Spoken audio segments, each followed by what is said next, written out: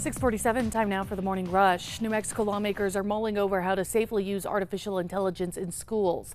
One recommendation is policy that ensures equitable access to AI in all New Mexico schools, including having an oversight body at PED who would help schools find funding opportunities to implement AI and also create a vetting system to schools knowing which AI tools are safe to use. New Mexico Senate Pro Tem Mimi Stewart is accused of violating the legislature's anti-harassment policy. Now, a hearing is set to review the allegations. A spokesperson for the Senate Majority Office says details in the case can't be released prior to the hearing. However, there will be a Public Ethics Committee hearing tomorrow.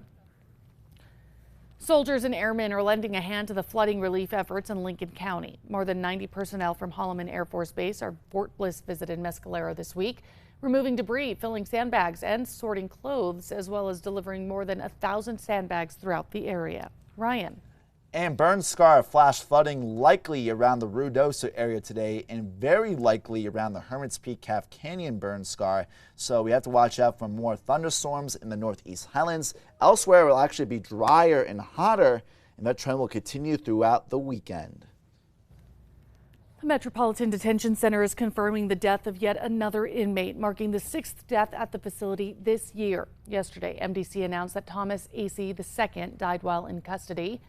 BCSO will provide more information once OMI completes the autopsy.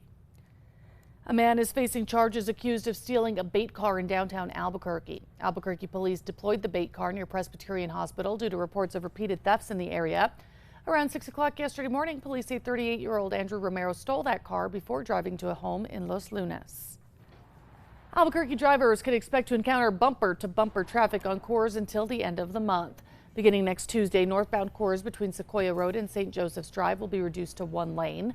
Officials say the work should continue for at least one more week. Ryan.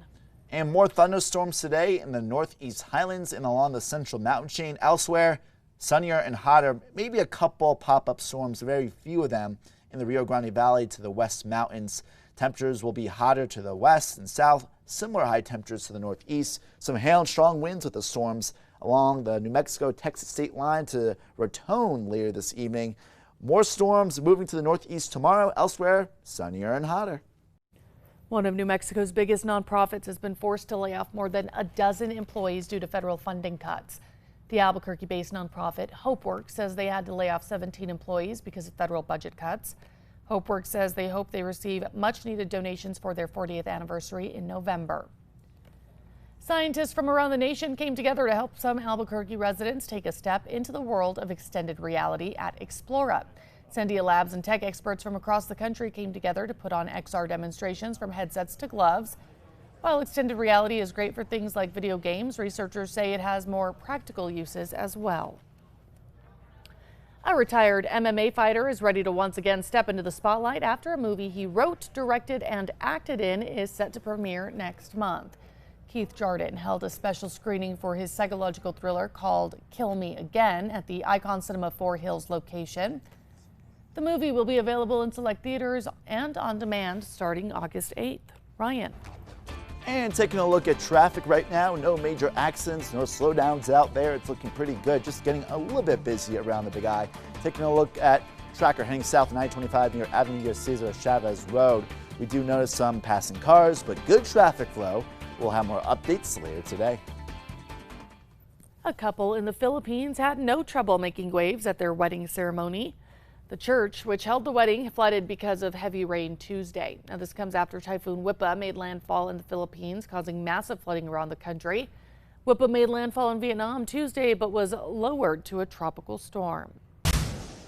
And now it's time for the 5 facts. And at number 5, a retired MMA fighter is ready to once again step into the spotlight after a movie he wrote, directed, and acted in is set to premiere next month. Keith Jardines held a special screening for his psychological thriller called Kill Me Again at the Icon Cinema 4 Hills location. The movie is about a notorious serial killer who finds himself trapped reliving the same violent night at a roadside diner. The movie will be available in theaters and on demand starting August 8th. At number 4, one of New Mexico's biggest nonprofits has been forced to lay off more than a dozen employees due to federal funding cuts. The Albuquerque-based nonprofit HopeWorks has been around for 40 years. helping roughly 85,000 homeless adults and kids with housing and medical services. But they say they had to lay off 17 employees because of federal budget cuts. They say the cuts are also impacting grants for substance abuse and mental health services and taking away $45,000 from FEMA for their emergency food shelter program. And at number 3, sunnier and hotter today from Albuquerque to the west. Elsewhere, we'll see some clouds, rain activity, and likely some flash flooding around the central mountain chain to the northeastern areas of New Mexico. Even some hail and strong winds as well.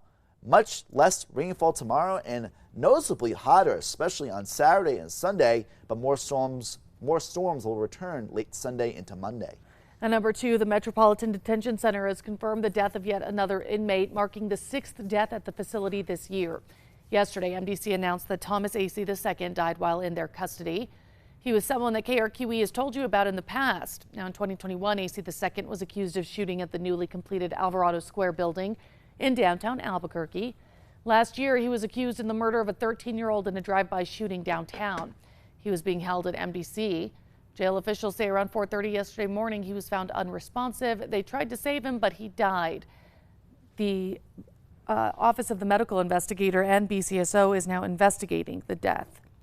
And at number 1, New Mexico lawmakers are mulling how to safely use artificial intelligence in schools. Yesterday, a working group of school staff, students, and nonprofits focused on AI, sharing their recommendations to lawmakers on what policies should be considered to safely embrace AI in New Mexico schools. One recommendation is policy that ensures equitable access to AI in all New Mexico schools, including having an oversight body at PED who would help schools find funding opportunities to implement AI and also create a vetting system so schools know which AI tools are safe to use.